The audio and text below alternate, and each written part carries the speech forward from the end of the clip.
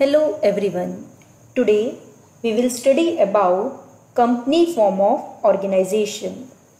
Let's start with the meaning of joint stock company. Joint stock company is a voluntary association of persons for profit having a capital divided into transferable shares, the ownership of which is the condition of membership. So, a company is an association of persons formed for carrying out business activities. It has a separate legal entity with perpetual succession and a common seal. And as per section 2 subsection 20 of Companies Act 2013, how a company is defined? A company means company incorporated under this act. This act here means 2013 or any other previous company law. Now let us study about the features of a company. The first feature of the company is an incorporated association. For a company, it is necessary to get it incorporated. That means registered under the Companies Act 2013. The company must be incorporated or registered under the Companies Act 2013. Without registration, no company can come into existence.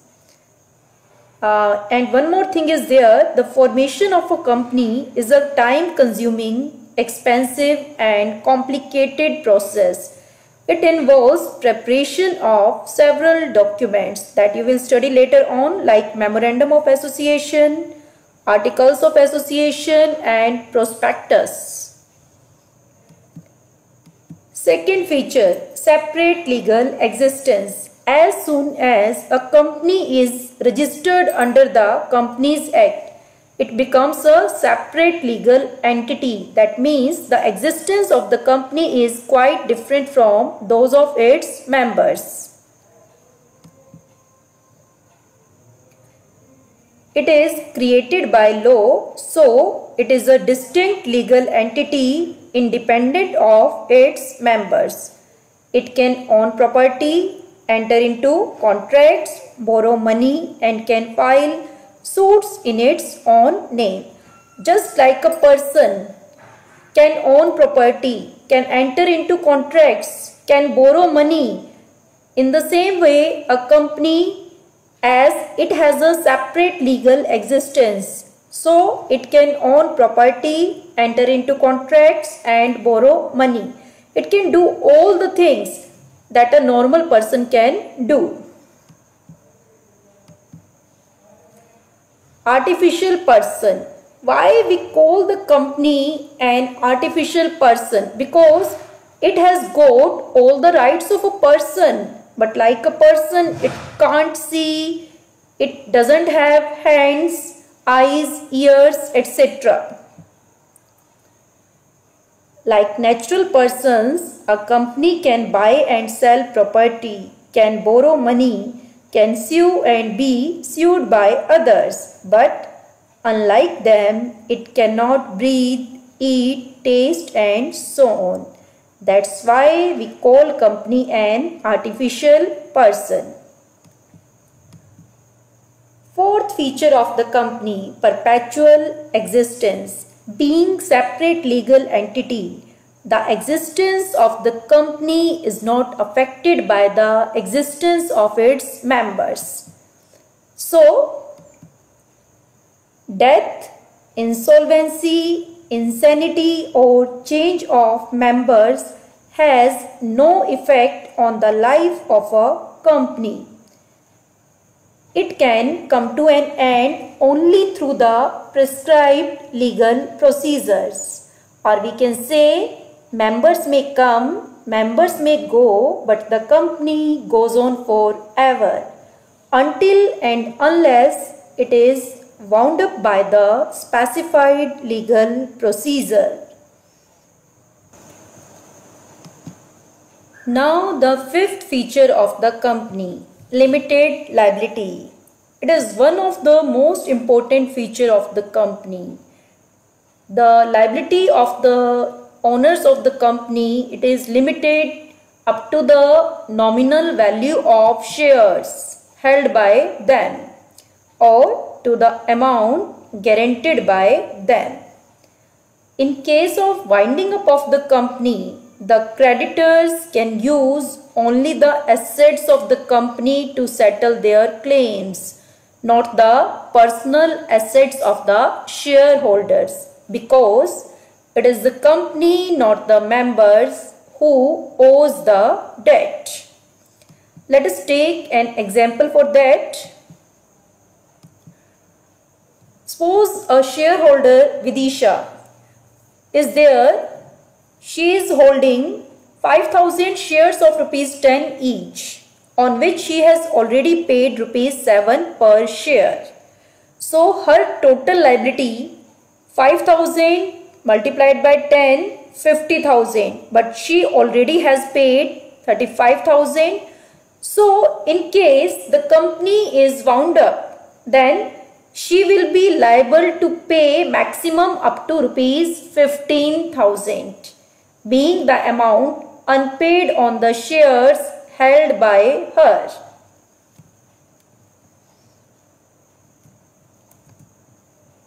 Next feature is transferability of shares. That means whatever investment a shareholder has made in the shares of a company, he can transfer his shares of any listed public company that can be easily transferred, although there are some restrictions on the transfer of shares of private company. Next feature of the company is common seal. As company is an artificial person, it cannot sign the documents itself. So it needs a stamp that can act as its official signature, and that stamp, it is known as the common seal of the company. So what is common seal? It is the official signature of the company, and it needs to be affixed on all the important documents.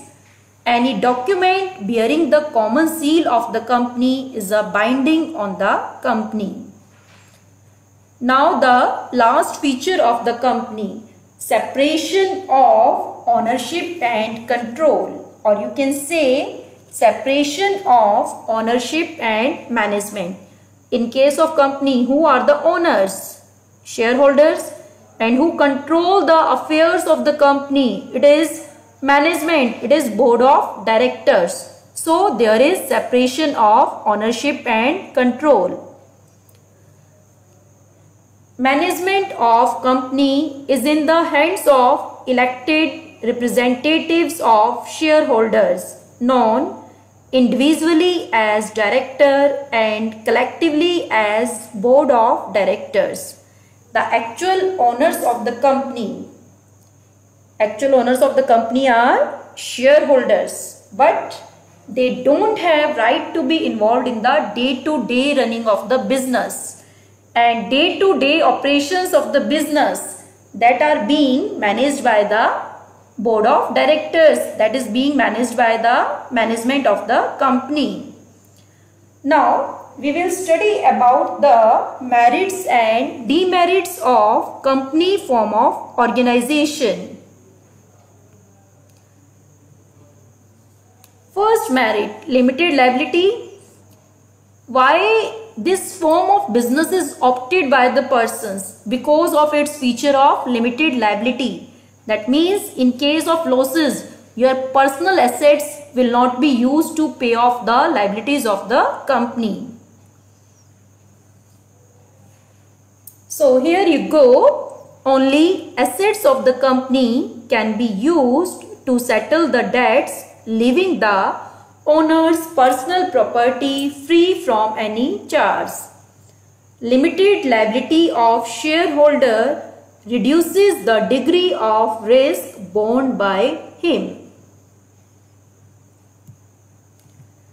Second, transfer of interest.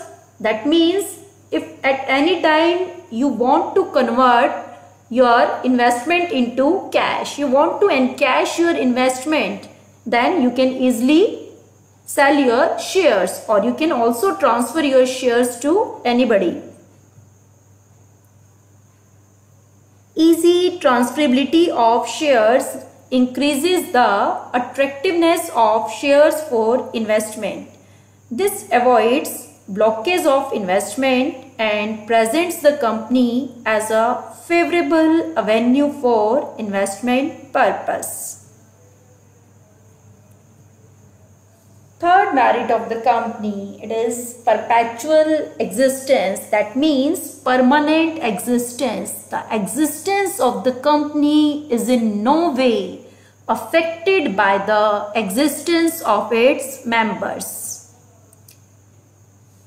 Existence of a company is not affected by the death, insanity, insolvency or change of membership.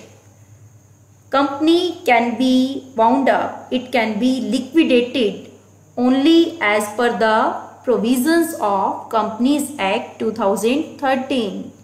It will continue to exist even if all the members of the company die. Fourth merit of the company, scope for expansion.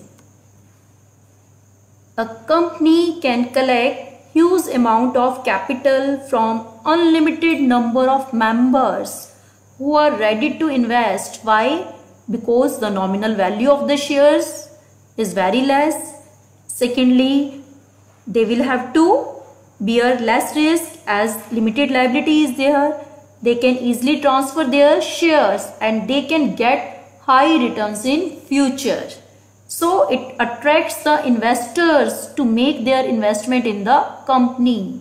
Further, it can take long-term loans from banks and other financial institutions. So there is ample scope for expansion in case of a company. And the last merit of the company, professional management. Because the company has enough resources, so it can afford the services of professionals. It can pay them higher salaries. So it can employ highly qualified experts in different areas of business management, which ultimately adds to the prospects of the company. These are the different merits. Now, we will study about some of the demerits of this form of organization. First, demerit of the company. Legal formalities. The formation of a company, it requires greater time, effort, and extensive knowledge of legal requirements. So as compared to sole proprietorship and partnership form of organization, formation of the company is more complex. The procedure of formation of company is very long, time consuming and requires lot of legal formalities to be fulfilled. Lack of secrecy. Why? Because a company has to provide a lot of information to the registrar of companies from time to time. Secondly, this information is available to the general public also. So, it is quite difficult to maintain secrecy about the operations of the company.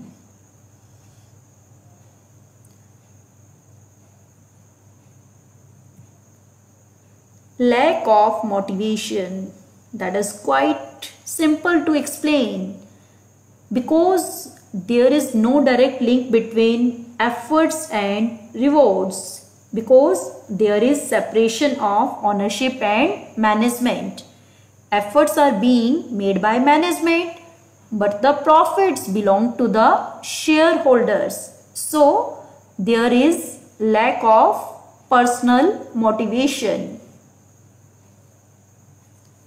Divorce between ownership and control and absence of a direct link between efforts and reward lead to lack of personal interest and incentive.